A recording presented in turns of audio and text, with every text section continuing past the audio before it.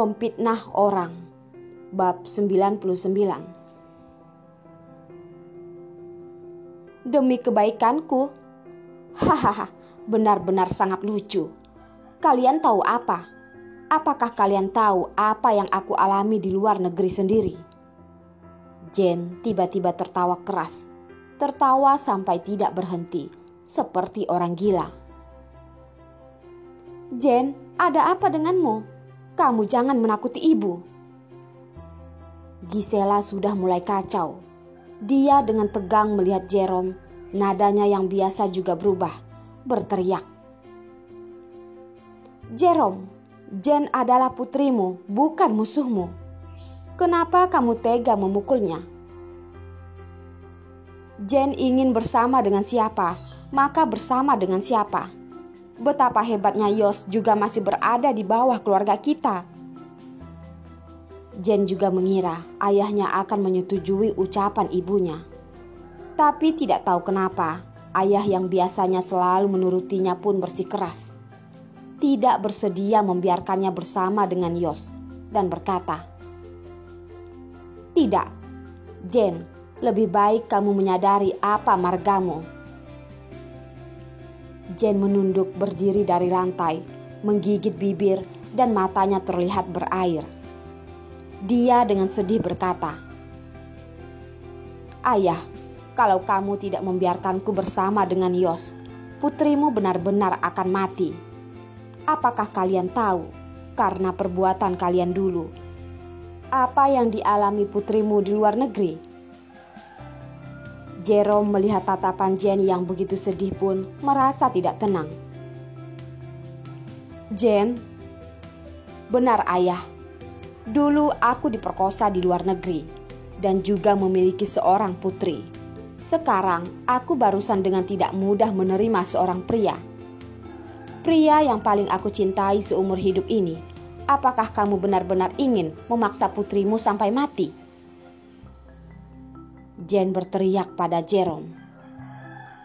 Benar, demi bersama dengan Yos, dia sudah tidak memperdulikan apapun. Lagian, dia memang memiliki seorang putri. Hanya menggunakan cara lain saja, asalkan hasilnya sama saja. Putri yang tidak berguna dan pria itu selamanya tidak akan datang ke Cina. Dia juga tidak perlu mengkhawatirkan apapun. Gisela pun tidak bisa menerima dan terduduk di lantai, lalu berkata, "Kenapa bisa begitu? Kenapa bisa begitu? Aku akan pergi membunuh pria itu." Jerome juga terlihat marah. Dia bahkan ingin langsung membunuh pelaku yang dikatakan Jane itu. "Ayah, masalah yang sudah berlalu, aku tidak ingin mengungkitnya lagi. Aku hanya berharap kamu bisa merestui aku dan Yos." Jane mulai dengan lembut memegang tangan Jerome. Dengan menyedihkan berkata,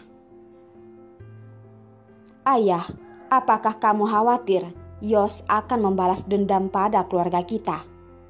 Asalkan kamu memberikanku waktu, aku pasti akan membuktikan pada kalian kalau Yos tidak memiliki pemikiran itu." Dia melihat ayahnya yang hanya diam pun menegaskan,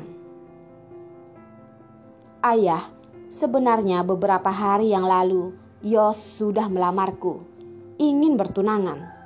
Selama ini aku tidak mengatakannya." Jerome pun tergerak. "Jane, apakah yang kamu katakan itu benar?"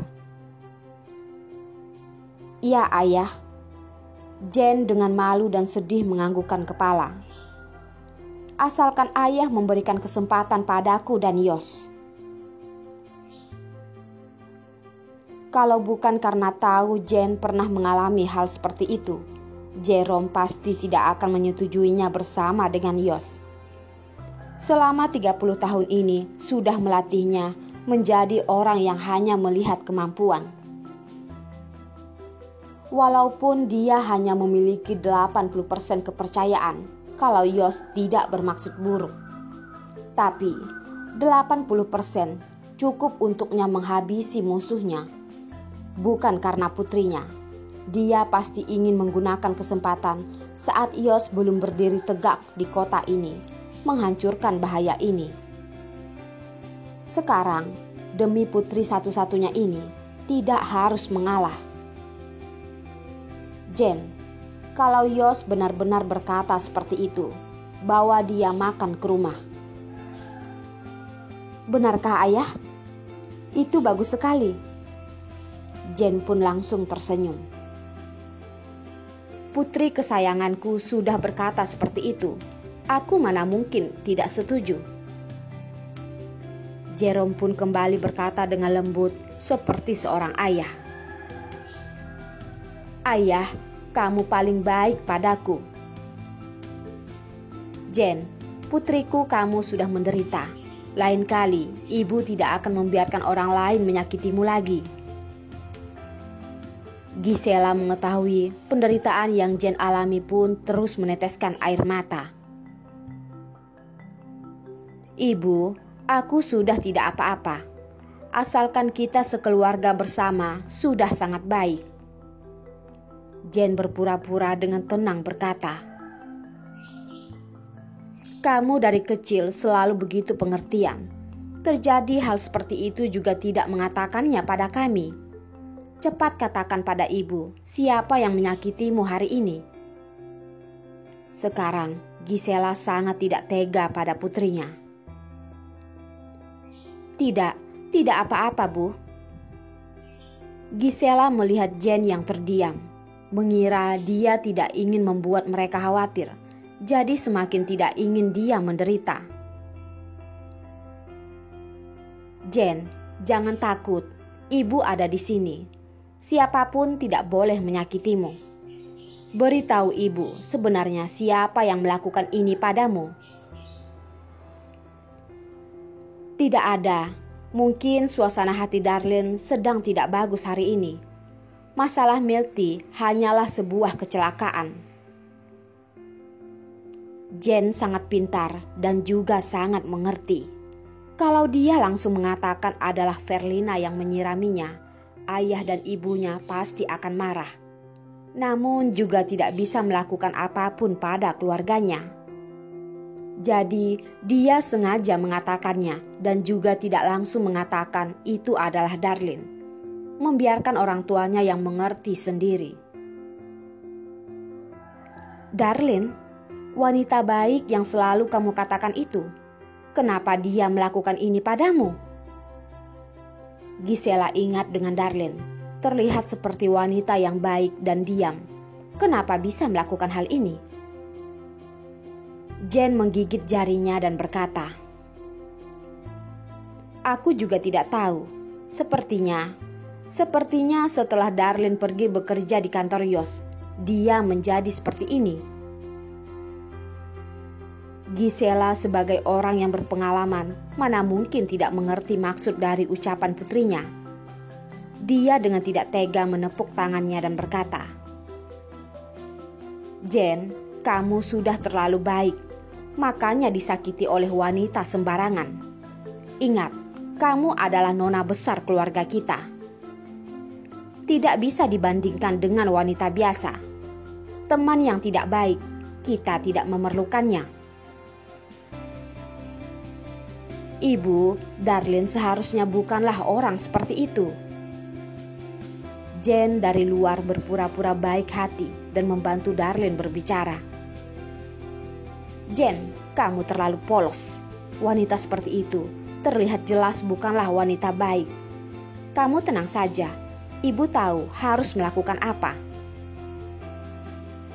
Jen yang mendengar ibunya sepertinya memiliki keputusan.